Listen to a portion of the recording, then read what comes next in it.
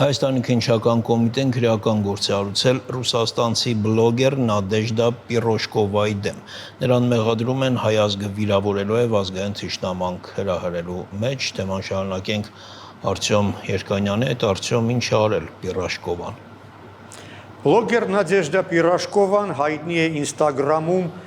Պիրոշկովա Pro Online նիկով, իր դեմ քրեական գործ հարուցելու պատճառը այն էր, որ իր տարածած ռիլսերից մեկում հայերին նա անվանել է առնետների ազգ։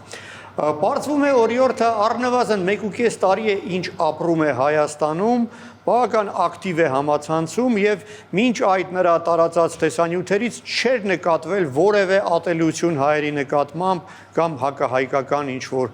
կոչեր եւ արտահայտություններ։ Բայց հուլիսի 14-ին նա տարածել էր մի տեսանյութ, որում խստորեն դատապարտում եւ քննադատում է հայկական վարդավար ազգային տոնը եւ այդ միմյանց ջրելու ավանդույթը, համեմատելով այն բարբարոսության հետ, պնդելով, որ դա անտակտություն է եւ որ հայերը իր հանդեպ այդ օրը ագրեսիա են ցուցաբերել։ Մեջ դրեմ նրա խոսքերը. Եթե ես գտնվում եմ ձեր երկրում, ես պարտավոր չեմ հետևել ինչ-որ ավանդույթների, դա բացահայտ ագրեսիա է։ Դե իսկ ամենաանընդունելին իհարկե այն էր, որ օրիորդը հայերին անվանել է առնետների ազգ։ Բնական է, որ համացանցի օգտատերերի մոտ դա խիստ բացասական արձագանք է հարուցել, սկսել են նրան քննադատել հենց կոմենտներում եւ առաջին հերթին նրան քննադատողները հենց հայրենակիցներն էին, ռուսներ, ովքեր եկել են այստեղ որպես զբոսաշրջիկներ կամ վաղուց արդեն ապրում են Հայաստանում։ Նրանք կոչ էին անում օրիորդին լքել Հայաստանը, եթե Հայաստանի օրենքները կամ ավանդույթները իր դուրը չեն գալիս։ Իրականում ասեմ իսկապես Հայաստանում կա օտարերկրացիների մասին օրենք, որի կետերից մեկը պահանջում է օտարերկրացիներից հարգել ոչ միայն Հայաստանի Հանրապետության օրենքները, այլ նաև ավանդույթները։ Ինչևէ, ուղիղ 2 օր հետո օրիորդը հավանաբար գիտակցել է, որ իր արած առնվազն անընդունելի է եւ հրապարակային ձևով ներողություն է խնդրել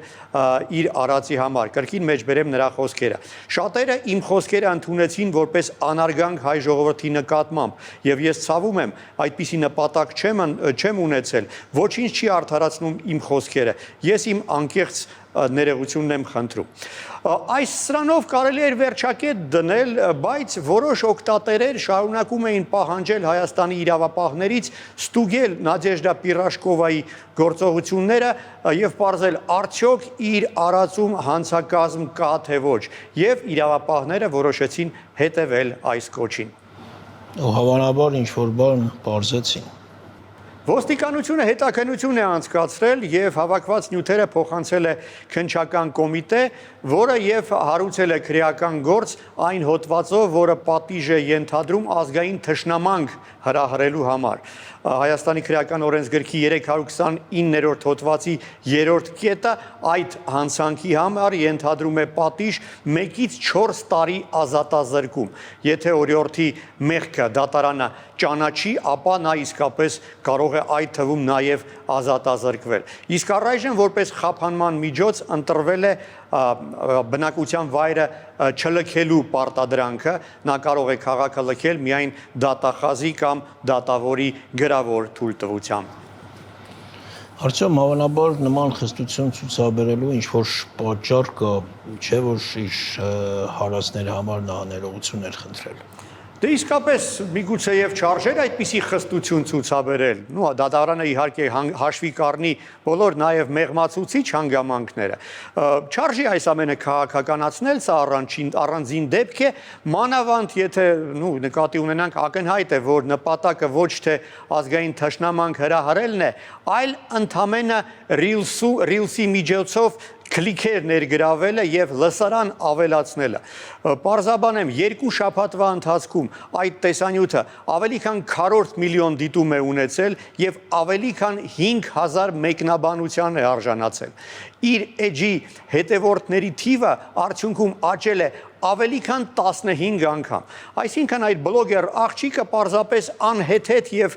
հիմար ձև է գտել իր լսարանը ավելացնելու։ Բայց միգուցե եւ արժի իսկապես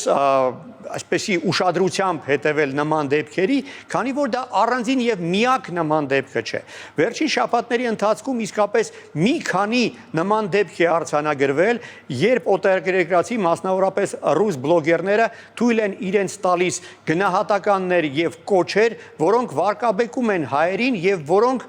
խանգարում են Հայաստանի որպես զբոսաշրջիկներ գրավող երկրի համբավին։